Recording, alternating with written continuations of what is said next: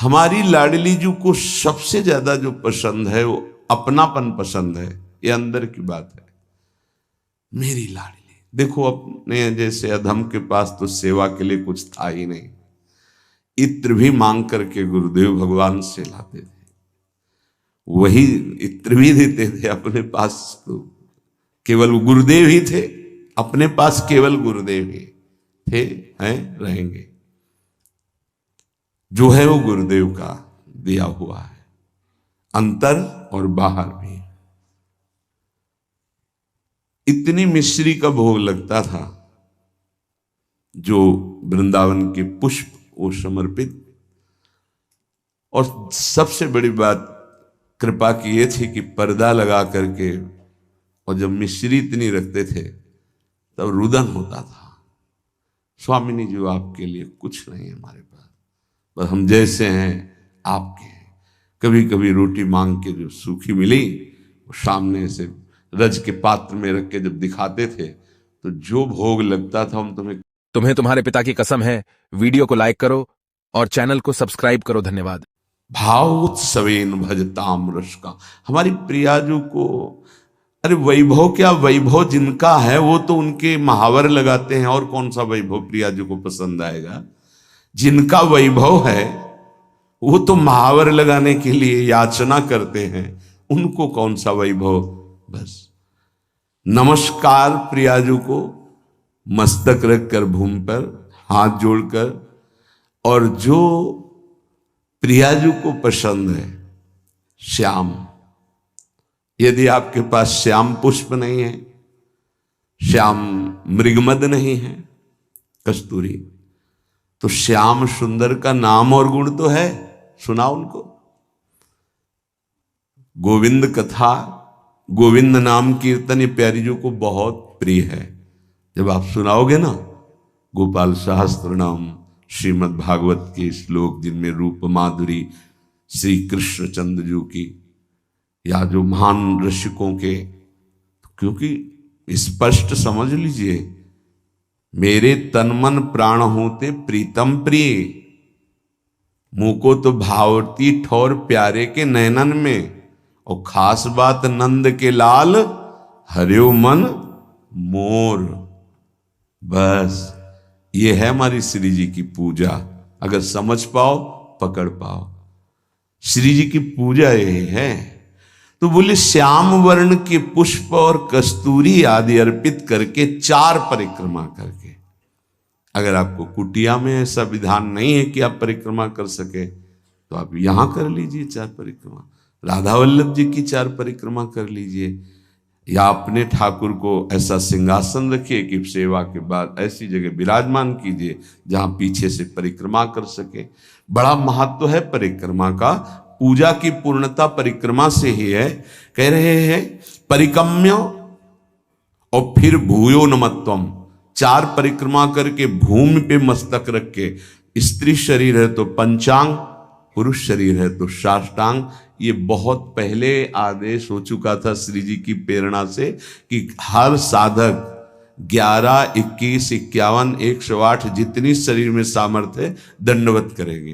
तो ये तो सखी भी कर सकते हैं, प्रगट जिनका स्त्री शरीर है, पंचांग किया फिर खड़े हो गए, मंत्र जपा फिर प्रणाम किया, पंचांग फिर खड़े हो गए, 5, 7, 11 ये तो कर ही सकते हैं ना। इससे निश्चित आप देखना बहुत आनंद का मार्ग है श्री जी की 4 परिक्रमा। अच्छा, सेवा सब आप नहीं कर रहे तो दर्शन कर रहे हैं ना, सब सम्मिलित है सेवा में। निकुंज में सेवा कैसे, एक सखी पत्रावली लगा रही तो शास्त्रों सखियां तन्मय हो रही हैं उसी पत्रावली में, तो सबकी पत्रावली की सेवा हो रही। एक पान की बीड़ी पवा रहे, सब तन्मय हो रही तो सबकी बीड़ी सेवा हो रही। ये आंतरिक विषय है, आगे जब मन पवित्र होकर सेवा में जाएगा तो आप देख लेंगे। उसमें थोड़ा होता है कि मैंने पत्रावली नहीं, कि तू हट मैं पत्रावली करूंगी, कल तूने की थी, ऐसा नहीं। सब सखियों में एक ही मन है। अगर एक प्रियाजू को चंवर कर रही है तो अनंतों सखियां चंवर कर रही। ये बात तब समझ में आएगी जब वहां प्रवेश होना। पर मान लो सुन के, ये सुनने को ही मिल रहा है, बड़ी दुर्लभ बात है। श्रीपाद आगे जो कह रहे हैं, क्षिप्त दिव्यहार निष्क कौस्तुभादि चंद्रिकम गंधलिप्त वक्ष आत राधिकांग पल्लवम राधिका विचित्र वेशभूषणादि तत्परम राधयाभिलिंगनोद्गतांचि रोम विग्रहम। अंग अंग से रूप कांति प्रकाशित हो रही है हमारी स्वामिनी जी की। पार्श्व में विराजमान कौस्तुभ मणि धारण किए हुए श्री लालजू महाराज और पल्लवों से आच्छादित लता भवन में और पल्लवों की शैया में जो हमारी प्रिया जो विराजमान, अद्भुत वेशभूषा, श्याम तमाल के समीप मानो कंचन बेली लिपटी हुई हो, ऐसी गूढ़ स्वरूप वाली प्रियाजू लब्धानन्वम भजन विभवम चैक चोरो निशीथे। बहुत जोर की बात कह रहे, चोरी चोरी भजन करना सीखो। श्रीपाद कह रहे चोरो निशीथे, निशीथ कहते हैं अर्धरात्रि को 12 बजे। चोर का प्रोग्राम 12 बजे से शुरू होता है, नहीं होता? क्योंकि 12 और 2 का जो समय होता है इसमें सब बेशुद्ध होने लगते हैं। 4 तक तो जिसको नींद ना आती हो तो 2 से 4 के बीच में आ ही जाएगी, और यही होता है भजनानंदी का भजन का समय। 12 साढ़े 12 इसमें दिनचर्या प्रारंभ हो जाती है। 8 और 9 के बीच में शयन। भैया कमाने आए हैं, यहां ओवर टाइम भी करना है, सब सो रहे हैं, और उस समय जब हो रहा है लब्ध्वानन्वम भजन विभवम। अपने गुरुदेव भगवान की दिनचर्या काफी समय तक जब वहीं रहे तब देख पाए। सेवा तो बहुत वर्षों में उनकी कृपा से सौभाग्य मिला, पर नजदीक रह करके लगभग वो 2-2:30 बजे शयन करते थे और 4:30 बजे दिनचर्या प्रारंभ हो जाती थी।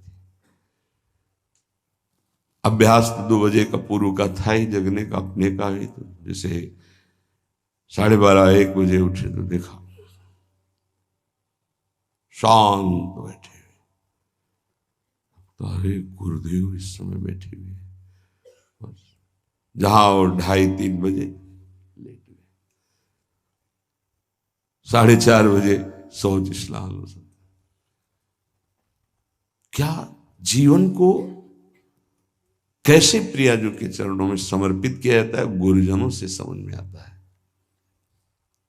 कभी कोई बाल भोग, कभी नहीं, कभी कोई ब्याहुला, कोई उत्सव, 20 वर्ष नहीं, ये सब यहां हो रहा है, वहां नहीं। दर्शन कोई गुरु जी की, श्री जी की नहीं, संभाषण नहीं, आंख उठा के देखना नहीं, ये पास रहकर। ये अब जो है ना, तो बरसंत में वो सहजाद्भुत सौख्य धारम, सहज में सुख वर्षा कर रहे हैं, देख रहे हैं, संभाषण कर रहे हैं, आरती कर रहे हैं, सब दर्शन कर सकते हैं, प्रवेश नहीं।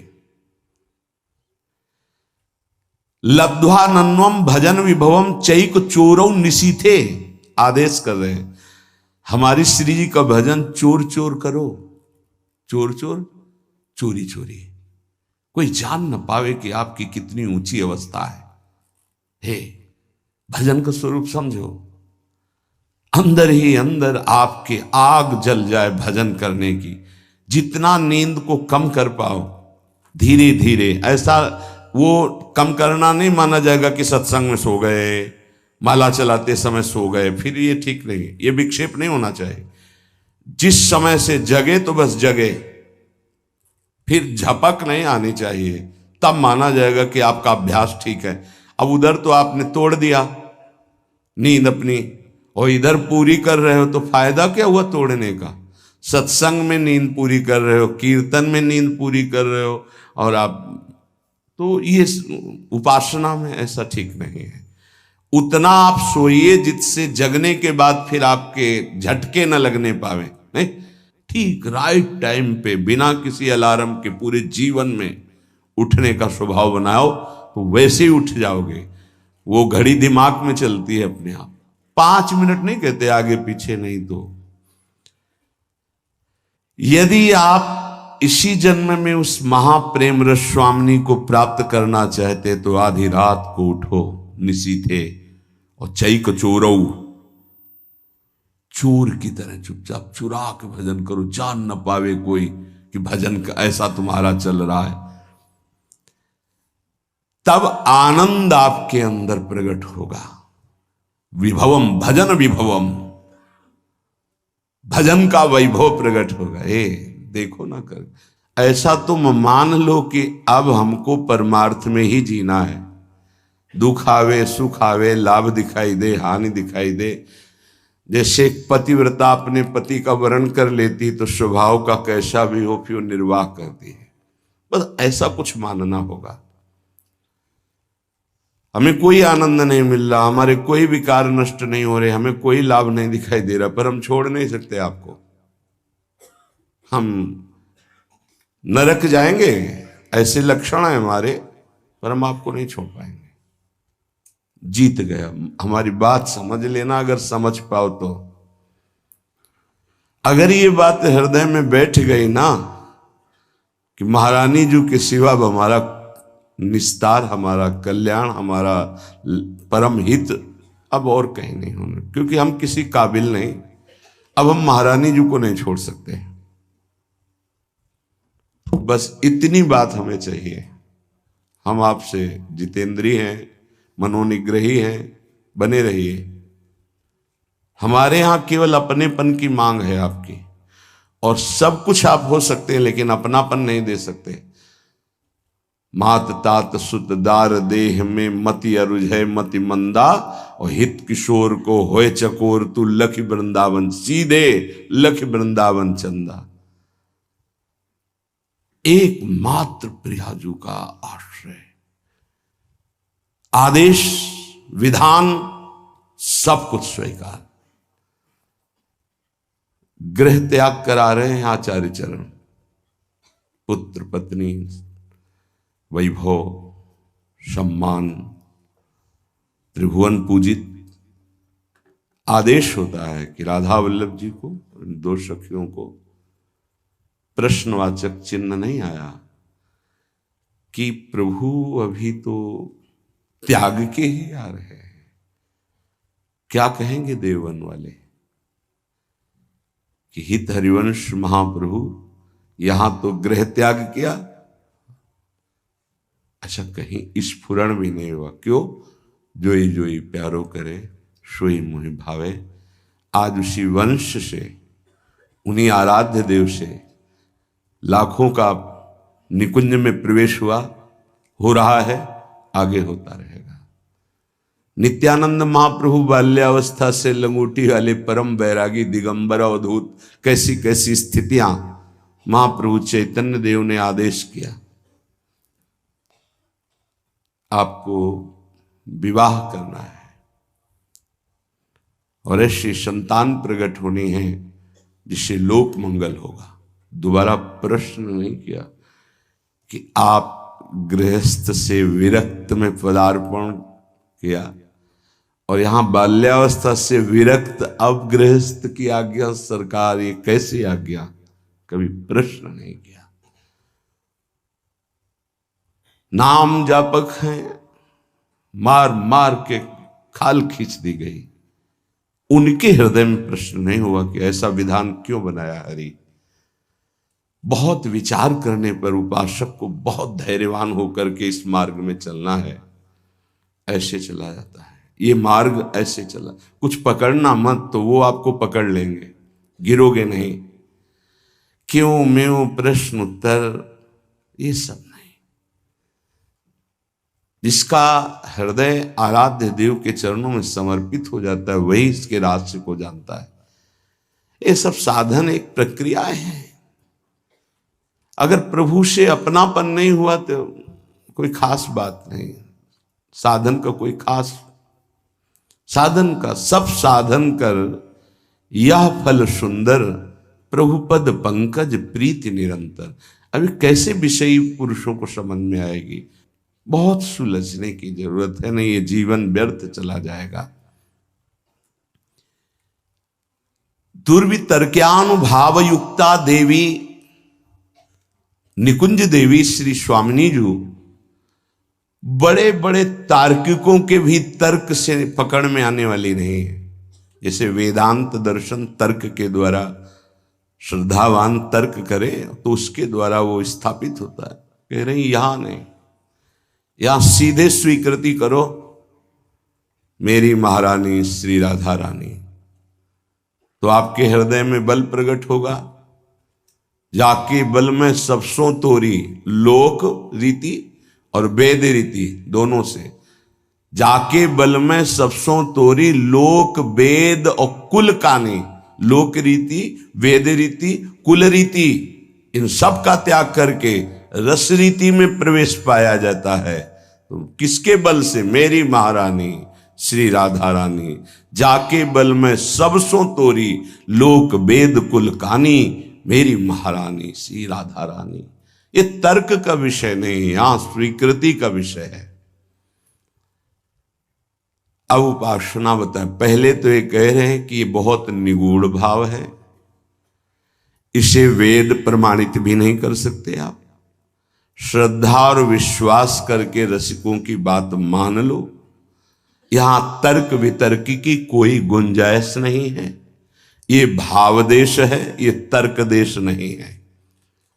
अब हमारी स्वामिनी जो केवल हाथ जोड़ने मात्र से प्रसन्न हो जाती है, इतनी करुणा में। इसीलिए लालजू महाराज जब सेवा में प्रवेश होते हैं तो ऐसे प्रवेश होते हैं, करबद्ध। बहुत कृपालु हैं, दयालुता की सरलता की मूर्ति हैं स्वामिनी जी।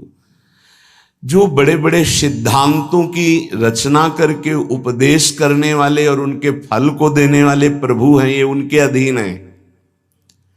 प्यारी जी की एक भ्रकुट के इशारे से घोर पापी को भी वो पद प्राप्त करा देंगे जो बड़ी बड़ी साधनाओं से नहीं मिलता है। विश्वास कीजिए, आपको लगेगा केवल बातें ही हैं कि प्रमाण भी है। तो नरवाहन जी कोई भी सदाचरण नहीं था। 84 कोष ब्रजमंडल का मूर्धन्य राजा जरा भी ब्रज 84 कोष में उनके खिलाफ या उनकी अधीनता न स्वीकार करने पर प्राणदंड मिलता था। सीधे प्राणदंड, कोई क्षमा याचना नहीं। ऐसा उनका स्वभाव और प्रभाव था।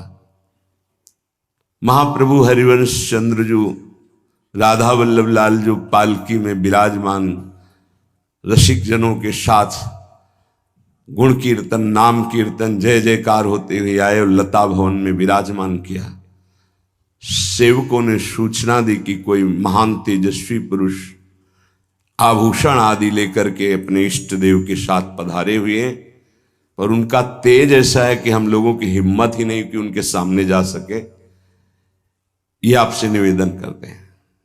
नरवाहन जी ने विचार किया कि ऐसा कौन तेजस्वी ब्रजमंडल में जो हमारे आज्ञा पर क्रूर हिंसा कर देने वाले कठोर हृदय वाले भी भय धारण कर रहे हैं, सामने नहीं गए, हम स्वयं चल के देखेंगे। एक भागवतिक आभा होती है, एक भागवतिक बल होता है। वो जिस पर कृपा होनी होती उसी को अनुभव में आता है। जैसे अपने गुरुदेव भगवान के पास जब जाते हैं तो एक भागवतिक बल वहां स्थापित है। वो शायद है कि लाडली जी की कृपा से आपको दिखाई देगा। रोम रोम उस समय बिल्कुल अलर्ट रहता है, सावधान।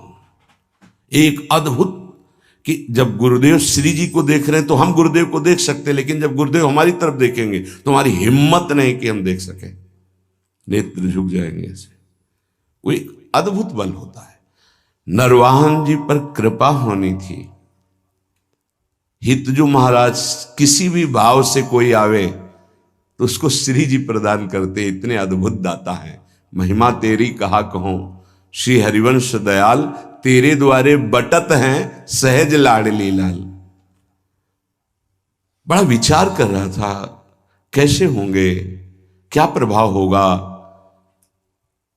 जब दर्शन करने के लिए आए तो हिम्मत नहीं पड़ी सामने जाने की। लता भवन की ओट से देखा,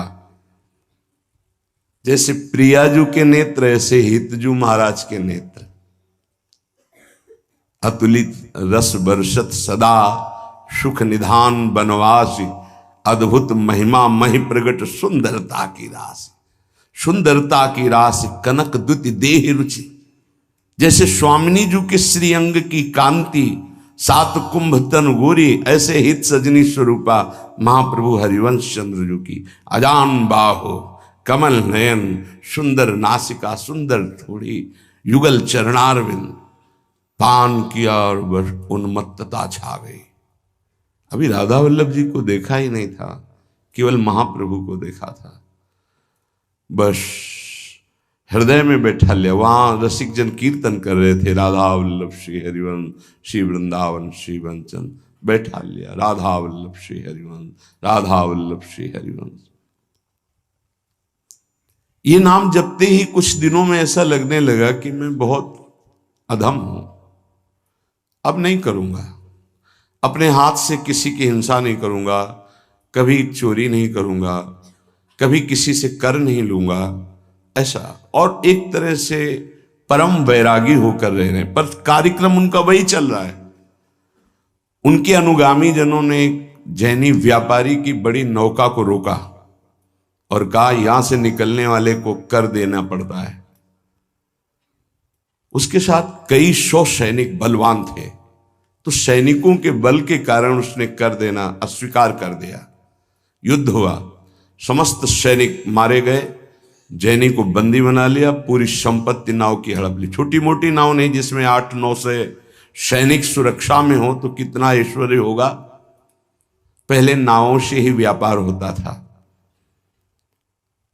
नौका पूरी जब्त कर ली गई, उसको बंदी बना लिया गया। और उसमें जो मुखिया थे, क्योंकि नरवाहन जी तो राधा वल्लभ श्री हरिवंश आठों पैर जप में लग गए थे, कैसी असीम कृपा हुई थी। पहले दर्शन में ही लुट गए थे, अब वो कैसे लूटेंगे। उनके अनुयायियों ने उस जैनी से कहा कि अगर आप जितनी संपत्ति है इतनी दोबारा नहीं मंगाते हैं तो आपको फांसी की सजा दी जाएगी। उतनी संपत्ति उसके पास थी नहीं। धीरे धीरे फांसी का समय निश्चित हो गया कि कल फांसी दी जाएगी। तो रात में 9-10 बजे शयन भोग लेकर के एक दासी गई और उससे कहा कि तुम सावधान, कल तुम्हारी मृत्यु का दिन है। रो पड़ा, मेरा क्या अपराध। उनका यहां अपराध नहीं गिने जाते, यहां कोई निर्णय नहीं होता, मारे जाओगे कल तुम। उसका कोई उपाय बचने का? बोले एक उपाय है, रात्रि के 12 बजे राधा वल्लभ श्री हरिवंश, राधा वल्लभ श्री हरिवंश जोर से उच्चारण करना। मुझे पूरा विश्वास है ये नाम तुम्हें बचा लेगा। अरे तो मरने वाले को जैसे संजीवनी बूटी मिल जाए। थोड़ी ही देर के बाद उच्च स्वर से शुरू किया, राधा वल्लभ श्री हरिवंश, राधा वल्लभ श्री हरिवंश। वो आवाज नरवाहन जी जहां एकांत में जप कर रहे थे वहां पर, अरे ये तो अपराध बन गया, मेरे गुरु जी का कोई शिष्य बंदी बना लिया गया। तत्काल गए, खुलवाई जेल, अंदर गए, हाथ जोड़ा, प्रणाम किया और कहा मुझे क्षमा करना, मुझे पता नहीं था आप हमारे गुरु भाई हैं। अपने सैनिकों को बुलाया और कहा तत्काल पूरी संपत्ति दी जाए और अधिक संपत्ति इनको दी जाए। और उनसे हाथ जोड़ के कहा कभी गुरु जी के सामने ये चर्चा मत चलाना कि आपको इस तरह से प्रताड़ित किया गया। आज से बिल्कुल आदेश लागू हो जाएगा, कुछ किसी के साथ ऐसा नहीं होगा, नहीं तो बहुत बड़ी गलती हो जाती। जहां उसको फांसी की सजा मिलनी थी वहां नवीन वस्त्र धारण कराकर सारी संपत्ति सब।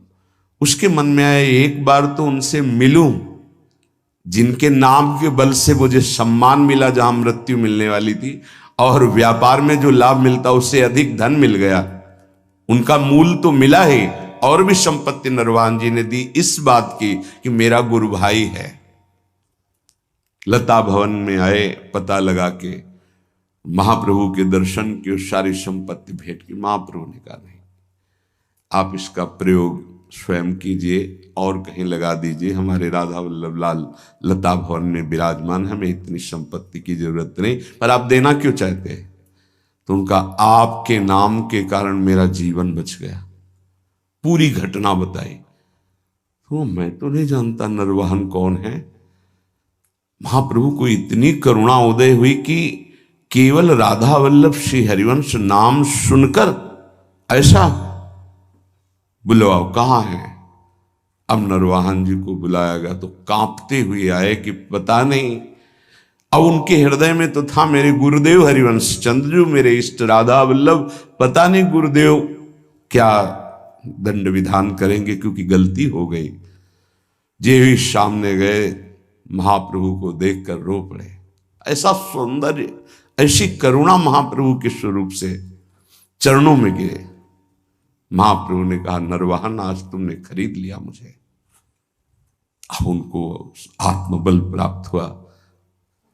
उनका तुमने कभी हमसे दीक्षा नहीं ली, कभी ऐसा संग नहीं किया, केवल सुनने मात्र से।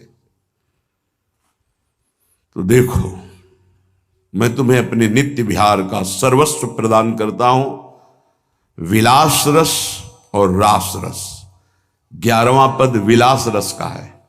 मंजुल कल कुंज देश राधा हरि विशद वेश, राका नव कुमुद बंधु शरद जामिनी, श्यामल दुति कनक अंग बिहरत मिल एक संग। ये विलास का पद है। और 12वां पद चल ही राधिके सुजान, तेरे हित सुख निधान, रास रच्यु श्याम तट कलिंद नंदिनी। इसके आखिरी में नरवाहन प्रभु निहार, लोचन भरी घोष नारी, नखसिक सौंदर्य काम दुख निकंदिनी। देख हमारे प्रिया प्रीतम कैसे है, जो अनंत जन्मों की साधनाओं से भी नहीं बनता, क्षण में महाप्रभु ने वो बात। हम ऐसे आचार्य की शरण में हैं जो करुणा समुद्र लाडली का साक्षात स्वरूप है। हमारी श्री जी और हमारी हित सजनी जो एक ही हैं। आप देखो सिद्धांत विचार में ध्रुवदास जी कहते हैं, तहां श्रीजू के श्री मुख की बानी, श्रीजू के श्री मुख की बानी। हितजू को संबोधन करते तहां श्री जी के श्री मुख की बानी। ये गूढ़ विषय है। आचार्य कृपा करें, रसिक जन कृपा करें तो घोर पापाचारी को भी नित्य विहार रस प्रदान कर दें। हमारी स्वामिनी जो बड़ी कृपालु है, हाथ जोड़कर नमस्कार करने मात्र से ही प्रसन्न हो जाने वाली प्रिया जो है। क्या करो? बोले निकुंज देवी की सेवा विराजमान करो। निकुंज देवी प्रियाजू की सेवा। प्रियाजू ये नाम सेवा, राधा नाम सेवा, राधा वल्लभ रूप सेवा, ये प्रियाजू ही है। राधा ही जहां की वल्लभ है, यह है प्रेम उपासना। यहां की वल्लभ कौन है, प्रीतम कौन है? मेरे प्राणनाथ श्री श्यामा, शपथ करो तृण छिए, रहो को काहू मन हुए। हमारी प्रियाजू को श्याम वर्ण बहुत पसंद है, प्रीतम के श्रीअंग कांति के कारण। तो श्रीपाद कह रहे हैं यदि श्याम वर्ण का पुष्प और श्याम वर्ण की गंध का आलेप कस्तूरी प्रियजू को बहुत प्रिय है। श्याम वर्ण श्यामा मयूरवैर परिचरो परिकम्य भूयो नमत्वम, कृत्वांजल्या नति सुविनयम दिव्य गंध प्रसूनई। सुंदर पुष्प श्याम वर्ण का हो, श्याम कमल या और भी श्यामता लिए हुए बहुत प्रिय है प्रियाजू को। कस्तूरी आदि का लेपन और सुगंधित द्रव्य आदि अर्पित करके, हाथ जोड़ करके, हृदय से अपनापन करके, परिकम में 4 परिक्रमा करके, भूयो नमत्वम, भूमि में मस्तक रख करके नमस्कार कर दो तो स्वामिनी जो अपना सर्वस्व प्रेम प्रदान कर देती है। बहुत करुणा में, ऐसा कुछ नहीं लिखा जो सब कोई न कर सके। गृह में अपने स्वामिनी जी की सेवा विराजमान करो। राधा नाम, राधा वल्लभ रूप, गुरुदेव, आचार्य, ये सब स्वामिनी जी ही हैं। आचार्य भी स्वामिनी जी हैं, गुरुदेव भी स्वामिनी जी हैं। जैसे हित जो महाराज को सेवक जी कह रहे मम स्वामिनी धनी, मेरी स्वामिनी, ऐसे ही आचार्य ही गुरुदेव हैं, तो गुरुदेव मम स्वामिनी, गुरुदेव मम स्वामिनी, आचार्य मम स्वामिनी, इष्ट मम स्वामिनी, कोई अंतर नहीं है। सेवा विराजमान करके